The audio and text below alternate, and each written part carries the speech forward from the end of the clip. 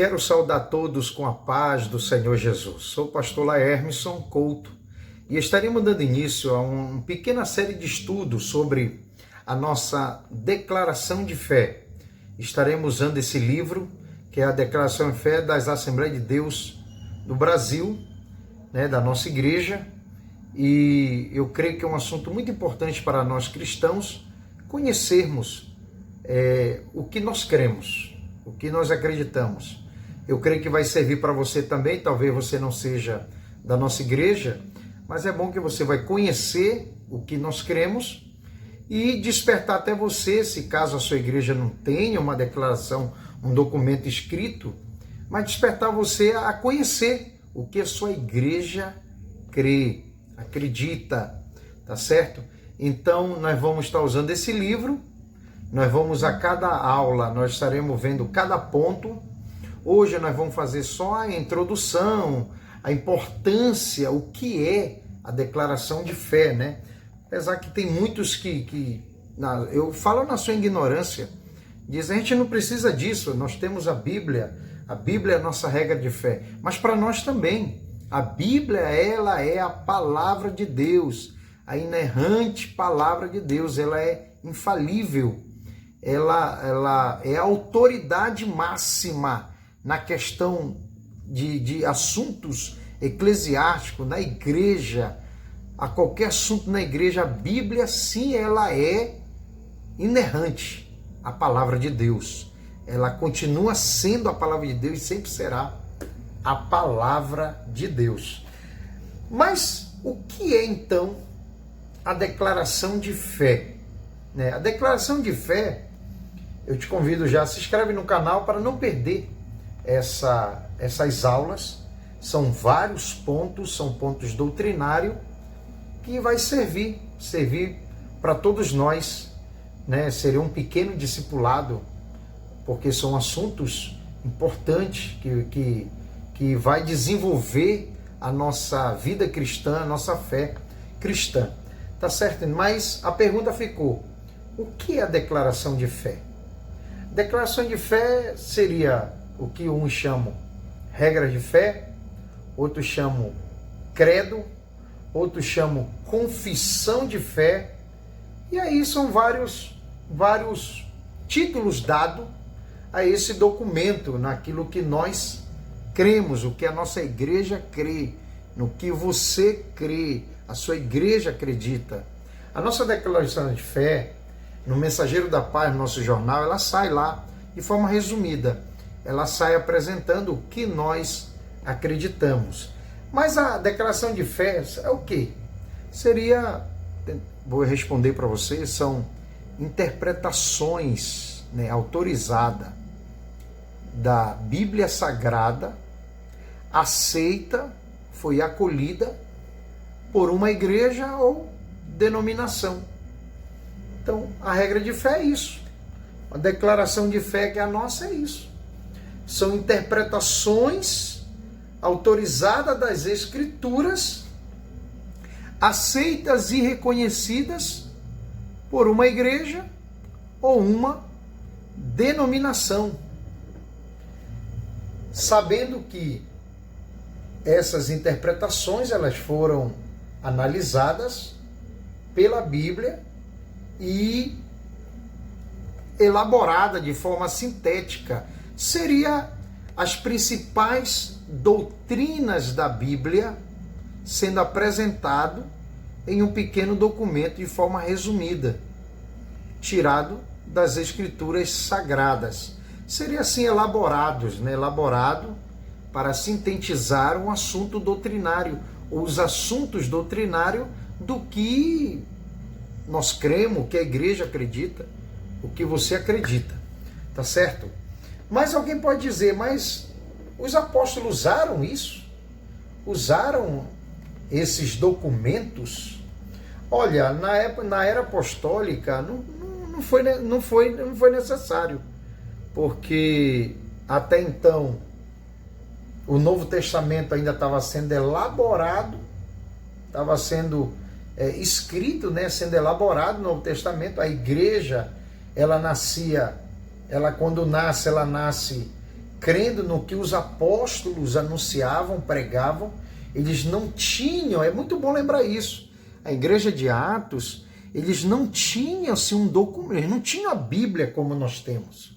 Nós temos várias Bíblias que nós não tínhamos. Eles não tinham a Bíblia. Eles não tinham um documento escrito.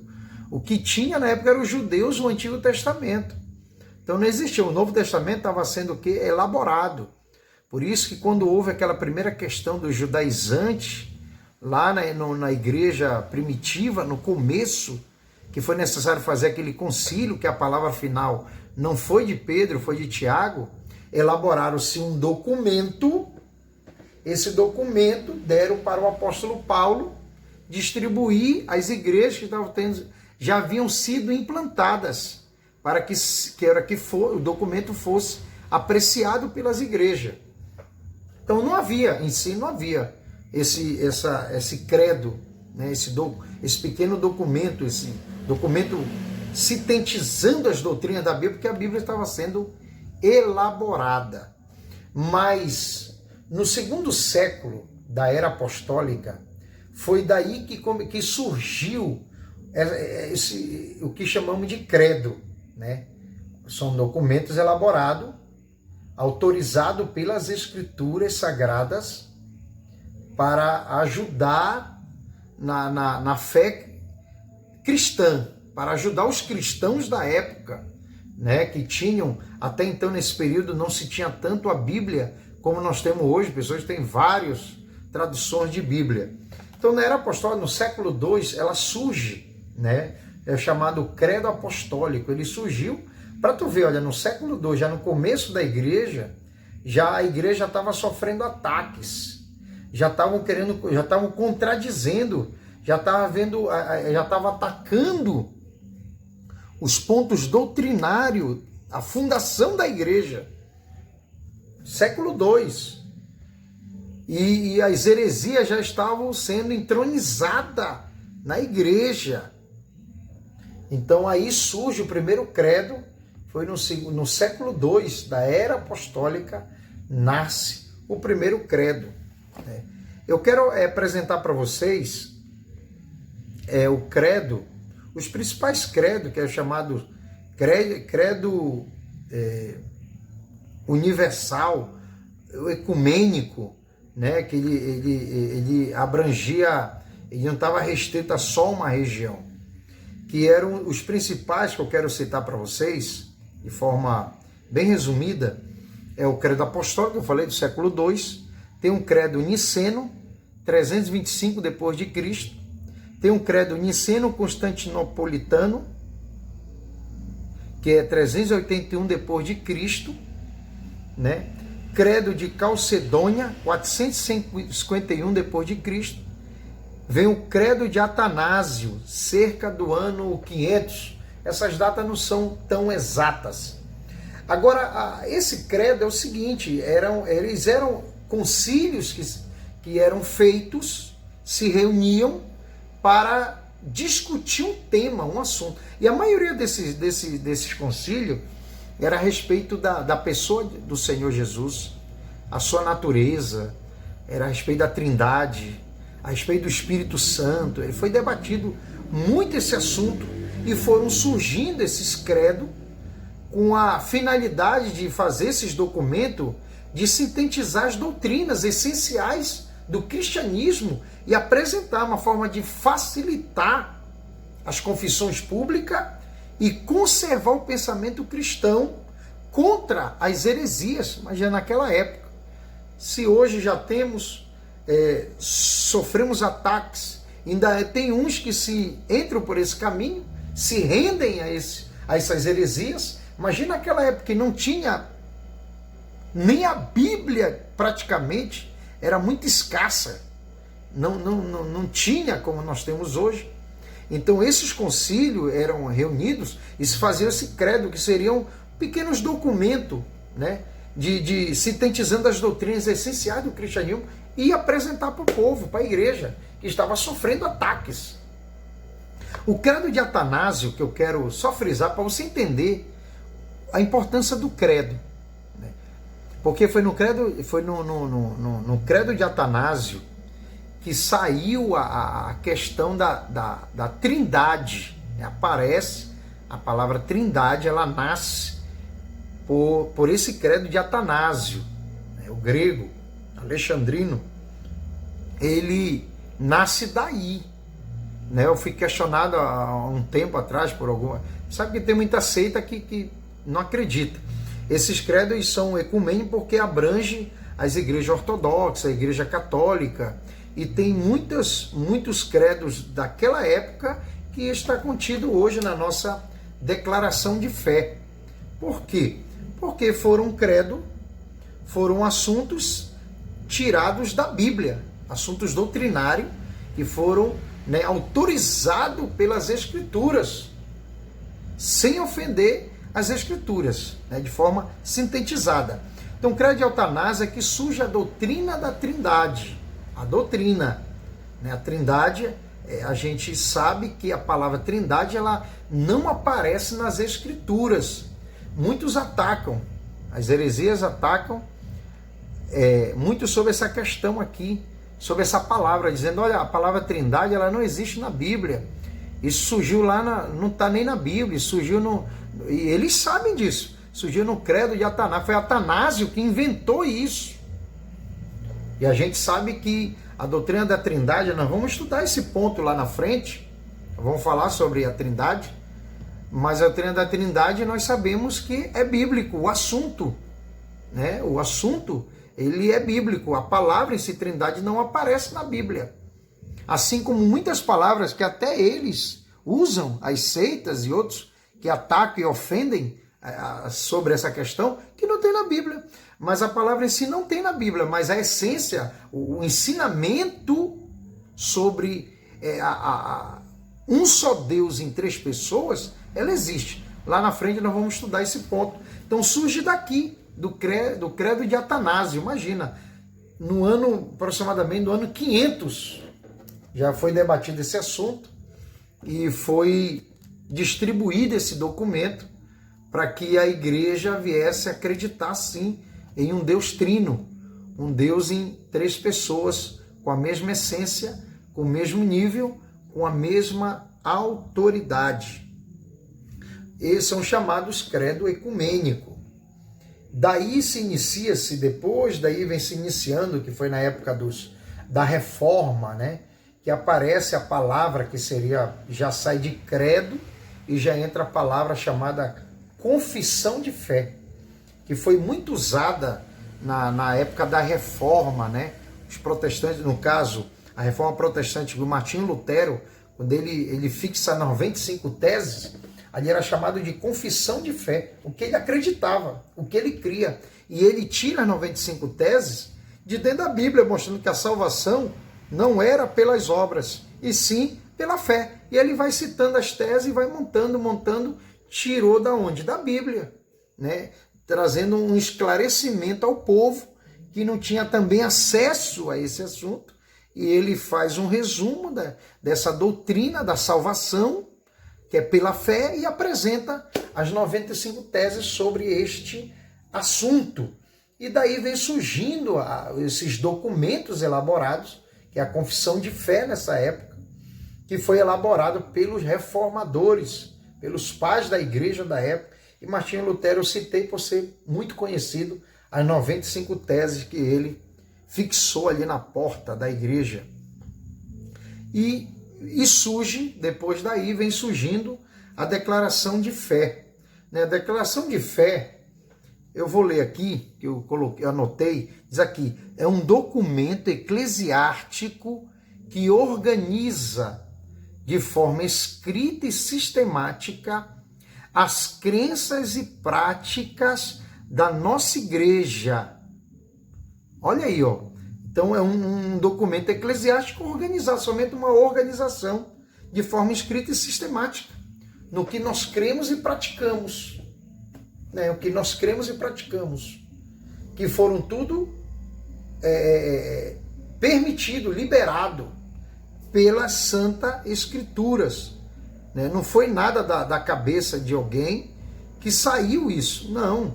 Isso aqui foram foram autorizadas pela Escritura, foram autorizadas pela Bíblia. Nada saiu da Bíblia. A Bíblia é a autoridade máxima.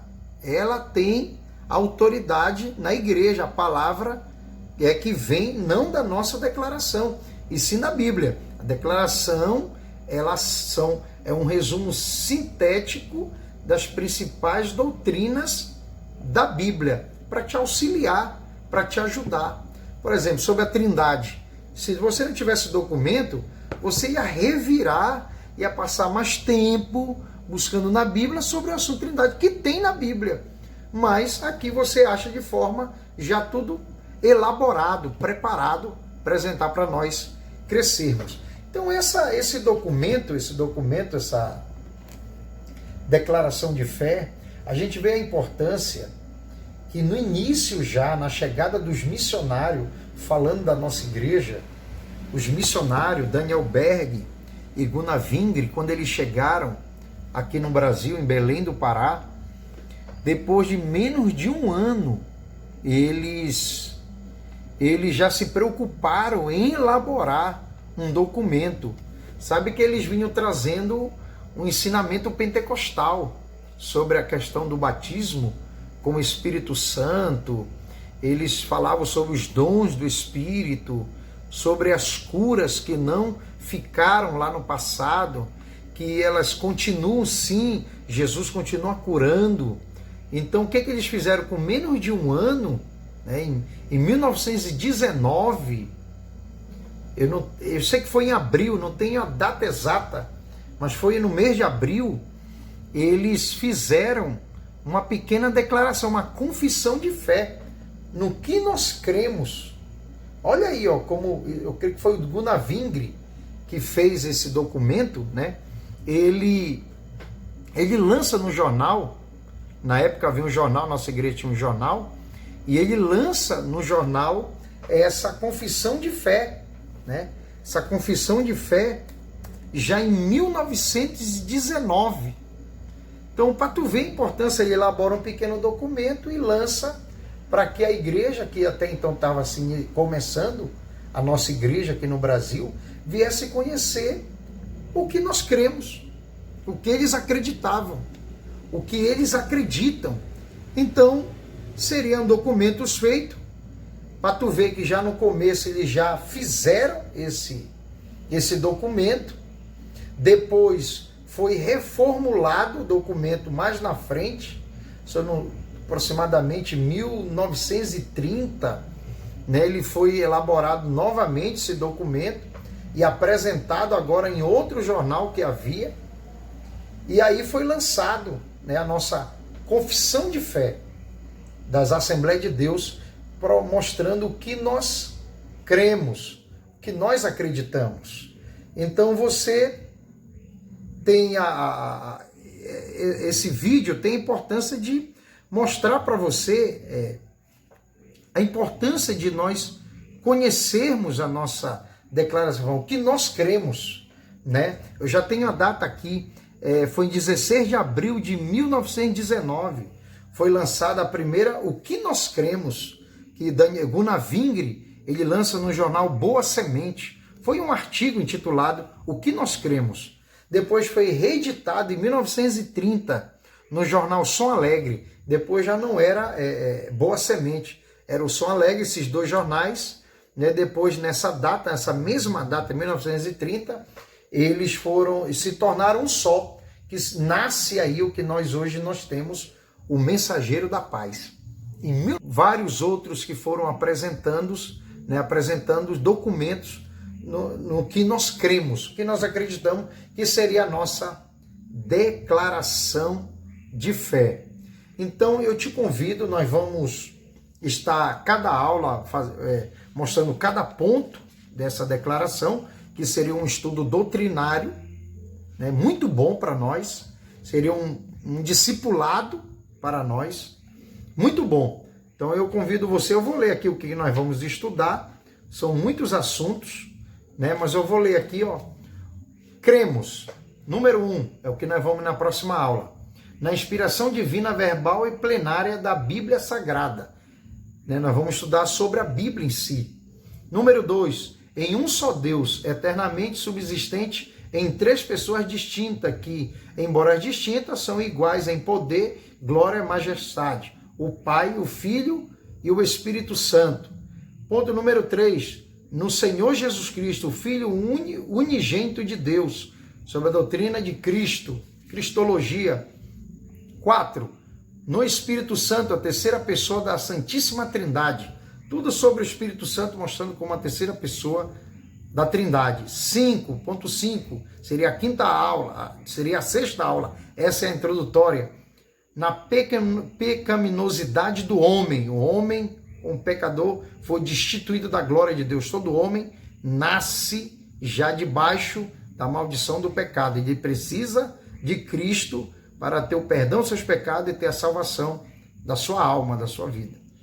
Ponto 6. Na necessidade absoluta do novo nascimento, pela graça de Deus, mediante a fé em Jesus Cristo. Ponto 7. No perdão dos pecados, na salvação plena e na justificação pela fé, no sacrifício efetuado por Jesus Cristo. Ponto 8. Na igreja, que é o corpo de Cristo. Vamos estudar tudo sobre a igreja.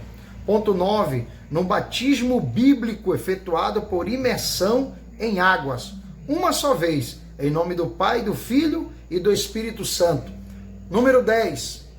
Na necessidade e na possibilidade de termos vida santa e irrepreensível por obra do Espírito Santo, santificação. No batismo no Espírito Santo, conforme as Escrituras que nos é dada por Jesus Cristo, demonstrando pela evidência física do falar em outras línguas conforme a sua vontade. Muito bom. Número 12, na atualidade dos dons espirituais. Número 13, na segunda vinda de Cristo em duas fases distintas. A primeira, invisível ao mundo, para arrebatar a sua igreja antes da grande tribulação. A segunda, visível e corporal. Ponto 14. No comparecimento ante o tribunal de Cristo, para recompensa, recebeu presente do noivo. Número 15, ponto 15, no juízo final. E o ponto número 16, cremos também que o casamento foi instituído por Deus e ratificado por nosso Senhor Jesus Cristo como união entre um homem e uma mulher, nascidos macho e fêmea. Muito bom. Então te convido para, se você puder adquirir, será melhor. E nós vamos estar desenvolvendo cada ponto em cada aula. E você é convidado para estarmos juntos nessa pequena série de estudos sobre o que nós cremos, a nossa declaração de fé. E isso eu acredito que vai despertar você, se você caso é de outra igreja, despertar você até saber o que a sua igreja crê, que acredita, tá certo? Então Deus abençoe, espero tenha gostado dessa pequena introdução. Cada ponto vai ser tratado, eu creio que cada ponto nós vamos reduzir o tempo de aula também, e você é convidado a compartilhar, isso serve até de discipulado para outros, em nome de Jesus. Então que Deus abençoe e nos vemos na próxima aula, em nome de Jesus. Um forte abraço.